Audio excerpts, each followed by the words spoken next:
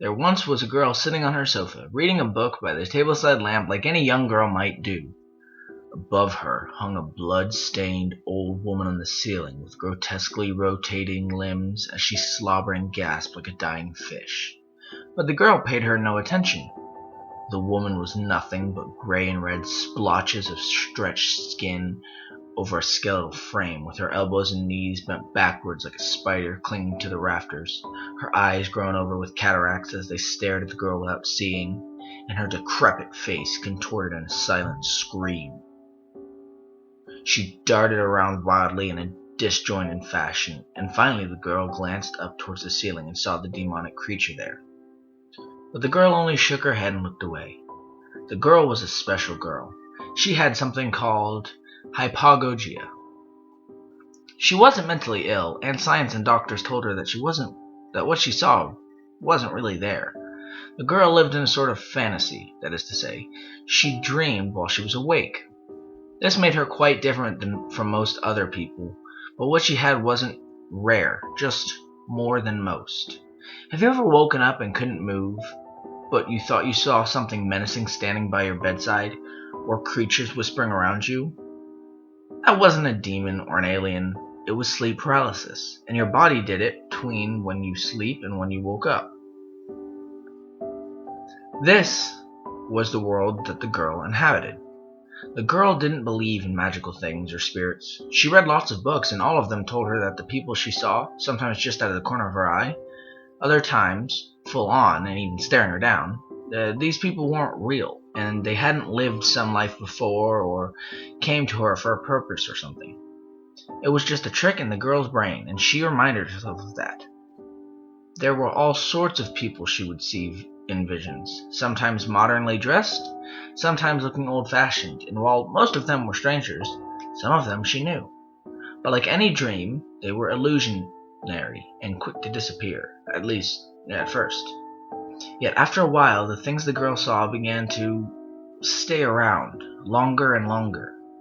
They started to appear as though they were attached to other people, one might say, like the girl's loved ones.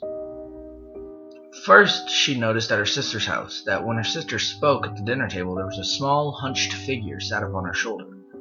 Its face hid behind its long, beaky mask, like the kind a plague doctor used to wear.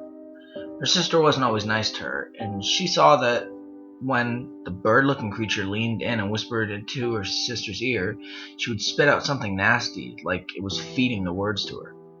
Of course, the girl was frightened, but she didn't want to freak her family out, so she stayed silent. In time, she would get used to people and the creatures that came along with them. In her mind, she knew there was a logic to these entities. Like anything a psychologist would tell you, there was a reason for them being there, and the way they were, and who they seemed to be stuck to, just like there was a reason for what we see in our dreams. For instance, her father was a smoker for 40 years, and she would see him being followed by a wheezy, sickly thing with bloated lungs. This just signified her worry about his health, and that one day his cigarettes might get the better of him. Or the giant, faceless man cackling with laughter that trailed her boss at the supermarket where the girl worked. The boss was always one to shout and then chuckle at his employees to embarrass them, so it only seemed fitting that his creature should be a brutish, monstrous-looking thing. More and more now, the girl could look at any person and see what she called their monster. She was unnerved to the point of trembling as she cashed out an impatient woman at the grocery store one day, watching a gaggle of slithering, growling, gray beasts bounce around her feet with agonized cries like those of children.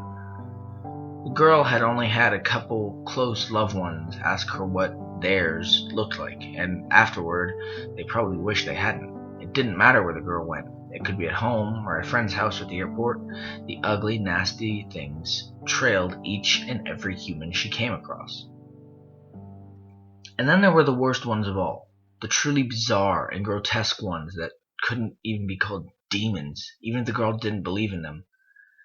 These ones would always go about on the ceiling, like it was their personal world.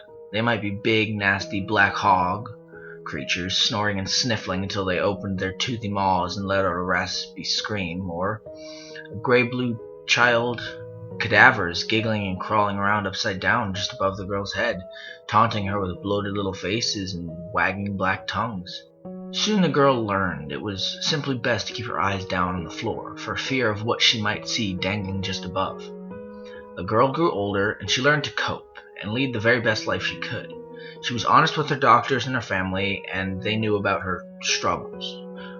But she was still resolute in the fact that nothing in these waking dreams was real or could hurt her. There was one thing, though, that the girl never told anyone. Not a single soul would ever learn of her deepest, darkest fear. The one she learned she could contain most easily once she lived in her own house, away from the rest of the world. The one that chilled her to the bone in a way that the ceiling creatures never could.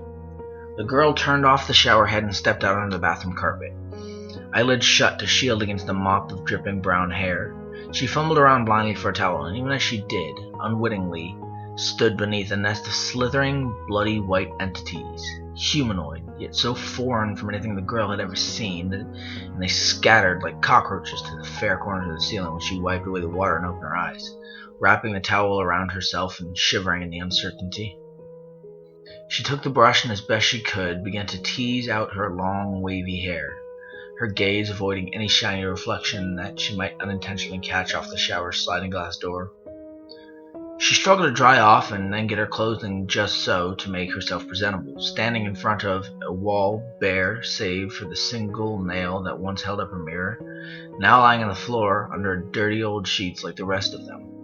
It wasn't that the girl had never seen her monster. Her terrifying secret was that she had, and so she had promised herself that she would never look upon her own face again, lest that thing resurface in her eyes.